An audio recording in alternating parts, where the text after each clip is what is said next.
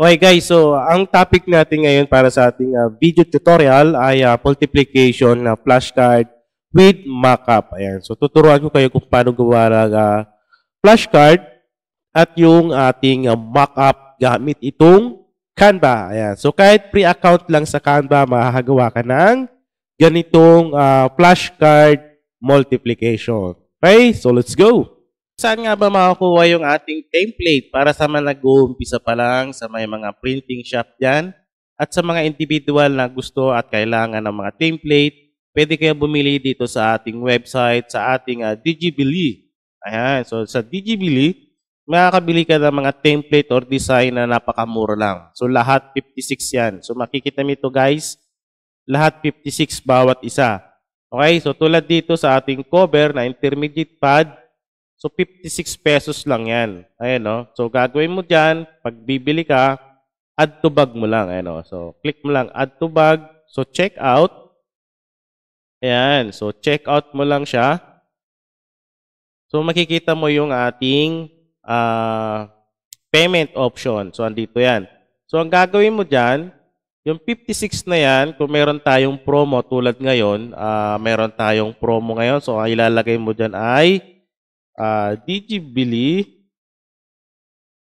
discount. Kasi yan yung promo natin pero hanggang July 15 lang yan. So, Digibili discount. So, yung 56 natin guys na normal price. So, pag in-apply mo yan, lalabas dyan 28 pesos na lang. Yes, 28 pesos na lang yan guys. Dahil lang 50% off tayo. So, lagi tayo may discount dyan. So, pag kailangan mo ng template or design, punta ka lang sa website natin. Okay? So, gagawin mo dyan sa kontakin yung email. Ilagay mo lang yung email mo, full name, yung country, yung phone number, tapos yung reference number. Ibig sabihin, magbabayad ka muna, tapos ilalagay mo dito yung reference number mo. Okay? Yung transaction reference number. So, pag nakapagbayad ka na, mag-fill up ka, select mo lang yan, continue. Okay? So, i-proceed mo lang yan. So, hintayin mo nila yung files niyan sa email mo. So, automatic yung masisend sa email mo, guys. Okay? So, ganun lang kadali bumili ito sa ating website. Ayan. So, search mo lang or click mo lang yung link dyan sa description, yung website natin na Digibili. Ayan. So, pwede kang bumili ng mga digital. Ang una mong gagawin, guys, gagawa ka ng Canva kung wala ka pang Canva. So, click mo lang yung ating link dyan sa description, gumawa ka ng account at libre lang gumawa ng account dito sa ating Canva. Okay, so pag naka-sign up ka na or naka-sign in ka na, punta ka dito sa pinaka-dashboard natin. So, ganyan makikita mo. Punta ka dito sa customize size. Yan. So, mag-set ka ng mag-set ka ng size or inches or centimeter or millimeter kung ano yung ginagamit mo. So, gamitin natin na inches. Yan. So, yung ating width saka height. So, yung height natin dyan ay 8. Gawin natin 8. Ayan.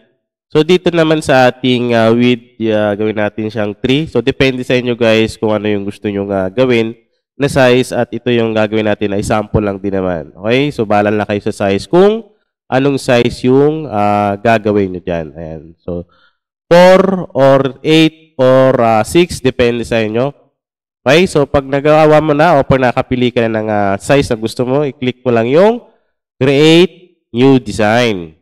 Okay, so pagkatapos mo i-click yan, so ganito lalabas dyan. Ayan. So lagyan mo na lang din siya ng title, kung ano yung title ang gusto mong ay lagay. So nilagay ko dyan ay multiplication, flashcard, times 1. Ayan. So depende sa inyo kung anong layout yung gagawin nyo. Mas maganda yung may title. Ayan. 3 by 8, so inches yan. So magiging ganito itsura niyan guys. Ayan. So dito, meron na ako ginawa para mas mabilis yung ating video. Ayan. So, meron akong 1, 2, 3, 4. Okay? So, times 1, times 2, times 3, times 4. Ayan. So, yung times 5, gawain nyo na lang din. Okay? So, meron naman tayong pinaka-template na. So, madali lang din naman yan. Ayan. So, dito, pag meron ka ng template at pag nakuha mo na itong template natin, so, ang gagawin mo dyan, so, meron tayong times 1, di ba? Times 2, times 3, times 4, ayan. So, gagawin mo dyan, mag-add ka na lang. So, duplicate mo na lang yan. Ayan, o. Click mo yan, duplicate. Ayan. So, magiging dalawa na yung itsura niyan, di ba? So, gagawin mo dyan, i-edit mo tong isa. Ayan. So, gawin mo siyang 5. Ayan. So, delete mo din ito. 5, 5, 5, 5. So, i-edit mo na lang din yan. Ayan.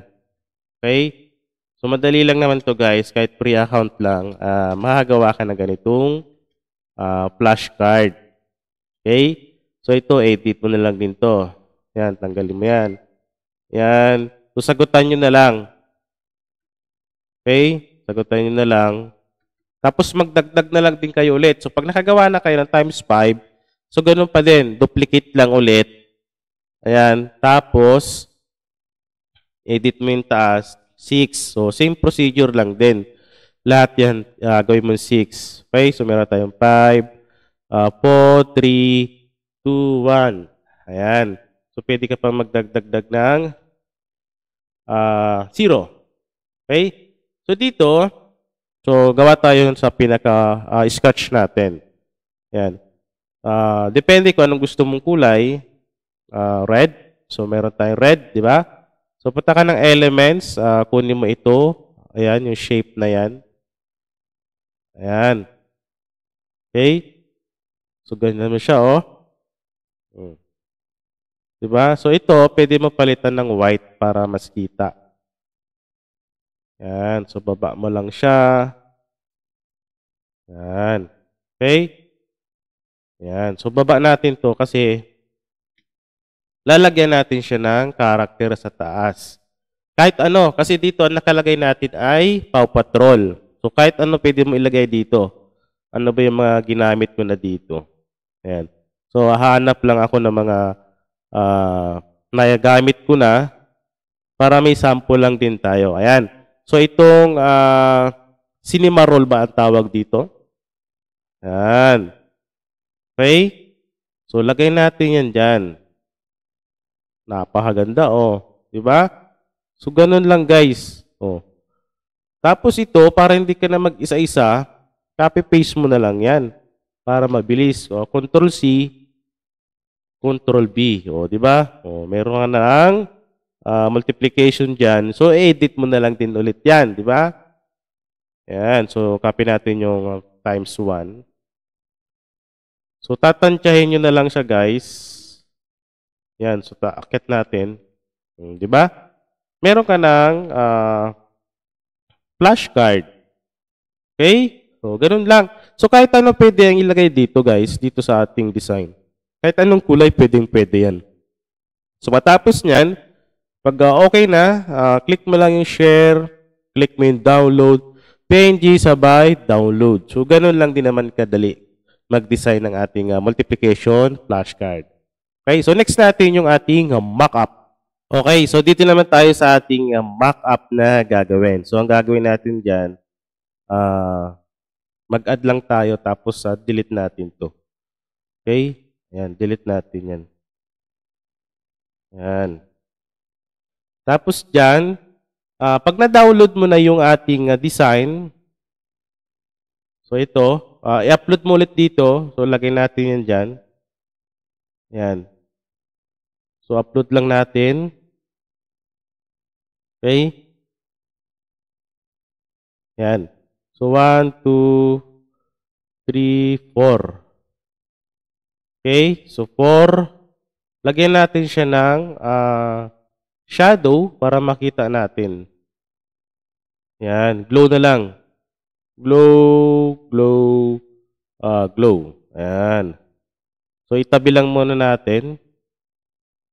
Tabi natin siya. Okay? Ayan. So, next natin gagawin dyan, kuha tayo ng itong shape na to. Okay? Yung shape na yan, yan yung gagawin nating mock-up dito sa ating template. Yan. So, dadrag natin yan dyan. So, bring it front natin. Okay? Yan. Yan. So, lalagay, i-ano lang natin. Yan.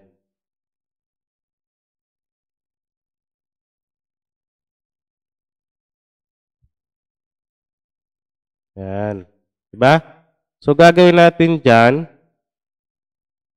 babawasan natin yung transparent niya. Yan. Diba? So, para siyang nilaminate, diba? Ayun, no? So, matingkad, bawasan natin para maging nakalaminate siya. Ayun, no? Diba? Oh. Kala mo, nilaminate, no? Yan ay magiging mock-up natin. So, pag di ka pa rin nakontento, katulad ko, di pa rin ako makontento dyan. So, gagawin natin, yung corner rounding niya, itulis natin konti. Yan. Diba? Parang talagang, siya, nilaminate talaga siya, diba? Ayun, no? Tapos ito, bawasan natin. Yan. O, diba?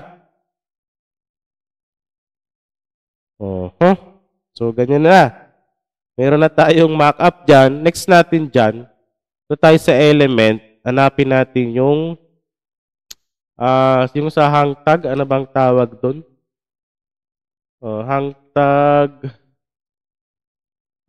eyelet. Eyelet. Ayan. Yun, tayo gold. Okay, sulitan lang natin. So, yung eyelet, yun talaga ang nilalagay doon sa ating flashcard para hindi mapunit. Diba? So, nilalagay ng eyelet yan. Ayun, no? Diba? Diyan na ilalagay yung tali. Yan. So, kuha tayo ng duplicate na lang natin. Yan. So, group natin. Yan. So, isa pa. Okay. Ayan. Para din siyang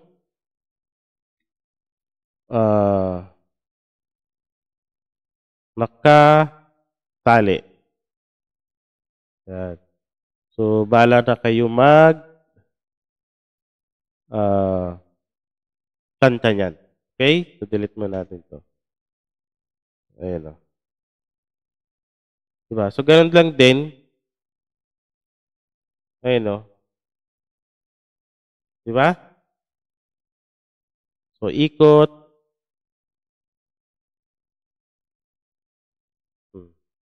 Okay?